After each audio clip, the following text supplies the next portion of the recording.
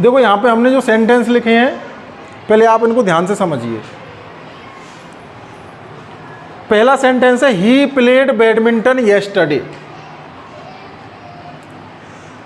आप सेंटेंस में आसानी से वर्ब को पहचान लेते हो।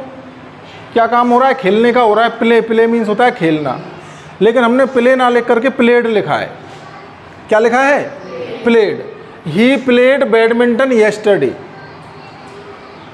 उसने कल बैडमिंटन खेला। येस्टरडे मीन्स होता है बीता हुआ कल, जो कल बीत गया है उसको बोलते हैं येस्टरडे। और जो फ्यूचर वाला कल होता है, जो आने वाला कल है, उसको क्या बोलते हैं? टुमारो। हम यहाँ पर टुमारो की कोई बात नहीं करेंगे, येस्टरडे की बात करेंगे बस। He played badminton yesterday. उसने कल बैडमिंटन खेला। अब ही के स्थान पर कोई भी सब्जेक्ट ले लो, वर्ब में कोई भी चेंज नहीं आएगा। सी प्लेड बैडमिंटन येस्टरडे, तो किसी लड़के की बात हो रही है। सी प्लेड बैडमिंटन येस्टरडे, उसने कल बैडमिंटन खेला। यू प्लेड बैडमिंटन येस्टरडे, तुमने कल बैडमिंटन खेला। वी प्लेड बैडमिंटन येस्टरडे, हमने कल बैडमिंटन खेला। दे प्लेड बैडमिंटन येस्टरडे, उन्होंने कल बैडमिंटन खेला। कोई भी नेम्स आ सकते हैं। Ram and Shyam played badminton yesterday, Ram और श्याम ने कल बैडमिंटन खेला। या फिर हम अकेला सिंगल नाम भी लेंगे तो भी प्लेड लगेगा। Ram played badminton yesterday, Ram ने कल बैडमिंटन खेला। इन सारे सेंटेंसेस को हम देख पा रहे हैं तो उसमें एक चीज़ कॉमन है कि सभी के साथ second form of the verb लगाई गई है। मैंने आपको पहले बताया था कि वर्ब का अलग अलग रूप अलग अलग टेंस में काम आता है ना। तो यहाँ पर हमने जो वर्ब का रूप काम में लिया है वो second form of the verb है। सेकंड फॉर्म का सही नाम होता है पास्ट फॉर्म। तो क्रिया का जो भूतकाल का रूप है जिसको हम सेकंड फॉर्म कह देते हैं, वो हमको काम में लेनी है। उसने बैडमिंटन खेला, वह गया, वह आया, मैं बैठा, उसने पानी पिया। ठीक है ना। तो इस तरह के सारे सेंटेंसेस जिस टेंस में बन रहे हैं उसको बोलते हैं हम सिंपल पास्ट। हिंदी में आप ध्यान दोगे तो वाक्य के अंत में आ की ध्वनि, ई की ध्वनि इस तरह से निकलेगी। वह गई, उसने खाना पकाया, वह बैडमिंटन खेली, या उसने बैडमिंटन खेला। या हम आदत भी बता सकते हैं, वह बैडमिंटन खेलती थी। खेलती है नहीं, खेलती थी। ये सिंपल पास्ट है। तो सिंपल पास्ट का ये जो हमने एग्जाम्पल देखा है ये अफर्मेटिव सेंटेंसेज हैं। कौन से सेंटेंसेज हैं ये? अफर्मेटिव सेंटेंसेज हैं, सकारात्मक वाक्य हैं। सकारात्मक वाक्य का तरीका क्या होता है? Subject, verb, object. तो सिंपल पास्ट टेंस का अफर्मेटिव सेंटेंस आपको बनाना है तो स्ट्रक्चर तो यही रहेगा, सबसे पहले सब्जेक्ट, उसके बाद वर्ब, उसके बाद ऑब्जेक्ट। हमें जो चीज़ लर्न करनी है, जो चीज़ सीखनी है वो ये है कि वर्ब को कैसे लिखें। तो वर्ब हमारी प्ले है, खेलना, लेकिन प्ले का दूसरा रूप काम में आएगा, सेकंड फॉर्म। ये पास्ट फॉर्म कहलाती है। ये first form play, second form played, third form भी क्या है? प्लेड। सिंपल पास्ट के अफर्मेटिव में हम कौन सी फॉर्म काम में लेंगे? सेकंड फॉर्म, जिसको हम क्या बोल रहे हैं? प्लेड। जैसे गो होता गो, वेंट, गोन, तो अफर्मेटिव में वेंट काम आती। यहाँ पर हम सिर्फ एक ही वर्ब की बात करेंगे, प्ले। उसी से आप समझ जाइए कि सारी वर्ब इसी तरह से काम में आएंगी। उसका हमको सेकंड फॉर्म यानी कि पास्ट फॉर्म पता होना चाहिए कि वर्ब की पास्ट फॉर्म कौन सी है। यदि आपको ये पता नहीं है तो आप सेंटेंस नहीं बना पाओगे। तो अफर्मेटिव सेंटेंसेज में हम second form of the verb काम में लेंगे। देखिए, सब्जेक्ट ही, वर्ब खेलना यानी कि खेला, प्लेड, सेकंड फॉर्म आ जाएगी। क्या हो जाएगा? प्लेड। क्या खेला? बैडमिंटन, ये ऑब्जेक्ट हो गया। उसके बाद येस्टरडे। येस्टरडे पहचान है कि ये सिंपल पास्ट टेंस है। ठीक है ना। येस्टरडे से पहचान होती है कि हाँ ये सिंपल पास्ट की बात हो रही है या पास्ट की बात हो रही है। ही प्लेड बैडमिंटन येस्टरडे, उसने कल बैडमिंटन खेली या वह कल बैडमिंटन खेला। कोई भी सब्जेक्ट हो, इसमें आपको कुछ याद रखना ही नहीं है। अफर्मेटिव सेंटेंसेज में सबके साथ क्या लगा दीजिए? वर्ब की पास्ट फॉर्म यानी कि वर्ब की सेकंड फॉर्म। अब आते हैं हम नेगेटिव सेंटेंसेस की तरफ। नेगेटिव सेंटेंसेस में आप ये अच्छी तरह जानते हो कि नेगेटिव सेंटेंस हम जब भी बनाते हैं तो उसमें नॉट लगाना पड़ता है, तभी उसके अंदर नेगेटिविटी आएगी। लेकिन इंग्लिश में ये नॉट अकेला नहीं लगेगा, एक हेल्पिंग वर्ब लेकर के आएगा। तो आप ध्यान में रखना, अफर्मेटिव में तो कोई हेल्पिंग वर्ब नहीं है इसमें, लेकिन नेगेटिव में हेल्पिंग वर्ब काम में लेनी पड़ेगी आपको डिड। क्या काम में लेनी पड़ेगी? डिड। और डिड के साथ आपको लिखना पड़ेगा नॉट। तो आप ये मान के चलिए आपको डिड नॉट लिखना है। He did not play badminton yesterday, उसने कल बैडमिंटन नहीं खेला।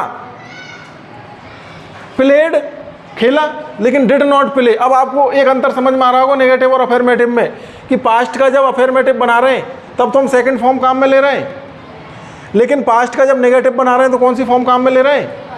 फर्स्ट फॉर्म काम में ले रहे हैं। तो आपको ये ध्यान रखना है कि डिड नॉट के साथ वर्ब की फर्स्ट फॉर्म आएगी, कोई भी सब्जेक्ट हो। ही प्लेड, वह खेला, वह नहीं खेला। He did not play,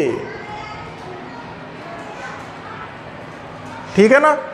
he did not play, वह नहीं खेला बैडमिंटन येस्टरडे, वह कल बैडमिंटन नहीं खेला। इसी तरह से आप सी के साथ बनाइए, यू के साथ बनाइए, वी के साथ बनाइए, दे के साथ बनाइए। सबके साथ क्या आ रहा है? डिड नॉट प्लस वर्ब की फर्स्ट फॉर्म, सॉरी हाँ बिल्कुल सही है, डिड नॉट प्लस वर्ब की first form. She did not play badminton yesterday, उसने कल बैडमिंटन नहीं खेला। You did not play badminton yesterday, तुमने कल बैडमिंटन नहीं खेला। We did not play badminton yesterday, हमने कल बैडमिंटन नहीं खेला। They did not play badminton yesterday, उन्होंने कल बैडमिंटन नहीं खेला। सिंपल पास्ट टेंस है। अफर्मेटिव में second form of the verb लगाएंगे, यानी कि क्रिया की दूसरी फॉर्म, जिसको हम बोलते हैं पास्ट फॉर्म।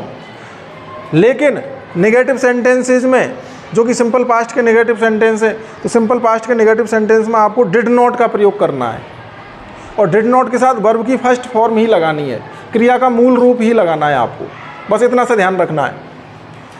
तो ये आपके नेगेटिव सेंटेंसेस हो गए। उसके बाद हमने अफर्मेटिव सेंटेंस भी बनाया है। तो अफर्मेटिव सेंटेंस का एक ही तरीका होता है, किसी भी टेंस का अफर्मेटिव सेंटेंस हो, सबसे पहले उसकी हेल्पिंग वर्ब को लिख दो। यदि अफर्मेटिव बोला है मैंने, कौन सा सेंटेंस है ये? इंटेरोगेटिव। तो ऐसे बीच में बताया करो ना कि सर आप अफर्मेटिव बोले जा रहे हो, इसकी टेंशन छोड़ो आप, इसमें तो गलत सही होगा, उसको मैं सब कर लूँगा, ठीक है ना। क्या बोला था? अफर्मेटिव बोला था। अफर्मेटिव नहीं है, ये कौन सा है? इंटेरोगेटिव, प्रश्नवाचक। तो प्रश्नवाचक यानी कि इंटेरोगेटिव सेंटेंसेज में हम क्या करते हैं कि जो भी टेंस होता है उसके हेल्पिंग वर्ब को आगे लेके आते हैं। दो तरह के इंटेरोगेटिव होते हैं, दो तरह के प्रश्नवाचक वाक्य होते हैं। एक तो इस तरह के होते हैं जिनका उत्तर हाँ या नहीं में दिया जाता है, कैसा भी क्वेश्चन हो उसका उत्तर येस या नो में होगा। एक तो इंटेरोगेटिव इस तरह के होते हैं, क्या तुमने खाना खाया, उत्तर दीजिए इसका, या तो हाँ कहोगे या नहीं कहोगे। क्या तुम 2 घंटे पढ़े, क्या तुम बैडमिंटन खेले, ठीक है ना। तो इनके सबके उत्तर किस में होंगे? येस या नो में। तो एक प्रकार के इंटेरोगेटिव तो ये हो गई। और दूसरे प्रकार के इंटेरोगेटिव भी होते हैं जिनका आंसर येस या नो में नहीं होता है, उनका कंप्लीट आंसर देना पड़ता है हमें। किन किन को? तो अभी तो इनको रख दें यहाँ, ठीक है ना, और अभी बांटे। तो दूसरे प्रकार के जो इंटेरोगेटिव होंगे, दूसरे प्रकार के इंटेरोगेटिव में क्या होगा? उनका आंसर कंप्लीट आंसर होगा। तुम क्यों रोए, अब इसका उत्तर हाँ या नहीं में हो सकता है क्या? पूरा आंसर दे, कारण बताना पड़ेगा। तुम कैसे खेले, तुम वहाँ क्यों गए, तुमने कल क्या खेला, तुमने बैडमिंटन क्यों खेला, तुमने बैडमिंटन कहाँ खेला।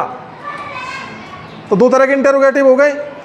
तो पहले वाले जो इंटेरोगेटिव है जिनका आंसर यस या नो में हो, उसको सबसे पहले हेल्पिंग वर्ब से शुरू कर दो। हेल्पिंग वर्ब क्या है इसमें? डिड। डिड यू प्ले, क्या तुम खेले बैडमिंटन येस्टरडे, कल, क्या कल तुम बैडमिंटन खेले। अगर वो खेला होगा तो कह देगा येस, हाँ आई प्लेड, मैं खेला। और अगर उसको कहना होगा कि नहीं मैं नहीं खेला, तो वो क्या कहेगा? No I did not play, यही तो बोलेगा। आई डिड नॉट प्ले, मैं नहीं खेला। क्लियर है यहाँ तक? समझ पा रहे हो या नहीं? हाँ। लेकिन हमको ऐसा क्वेश्चन बनाना है जिसका आंसर यस या नो में नहीं है, तो इतने सारे हमारे पास ये क्वेश्चन वर्ड होते हैं, प्रश्नवाचक शब्द। What, where, why, when, how, ठीक है ना। वॉट मीन्स क्या, वेयर मीन्स कहाँ, वाई मीन्स क्यों, व्हेन मीन्स कब, हाउ मीन्स कैसे। तो हमने एक एग्जांपल ले लिया है वॉट। अब आपको क्या करना है, हेल्पिंग वर्ब से शुरुआत करनी है, लेकिन हेल्पिंग वर्ब से पहले WH वर्ड को ले आओ, क्वेश्चन बन जाएगा आपका। What did he play yesterday, what did he play, उसने क्या खेला यस्टरडे, कल, यानी कल उसने कौन सा खेल खेला। तो जिसका हम प्रश्न पूछ रहे हैं वो तो गायब करना पड़ेगा क्वेश्चन में से। उत्तर में आएगा, उत्तर क्या हो जाएगा इसका, ही प्लेड बैडमिंटन यस्टरडे। अब यदि हमें क्वेश्चन ऐसा बनाना है कि उसने बैडमिंटन कहाँ खेला, तो हो जाएगा वेयर डिड, क्या हो जाएगा, where did he play badminton, where did he play badminton, उसने बैडमिंटन कहाँ खेला। तो आप कह सकते हो कि उसने बैडमिंटन स्टेडियम में खेला, ग्राउंड में खेला, स्कूल ग्राउंड में खेला, तो वो आपका आंसर हो जाएगा।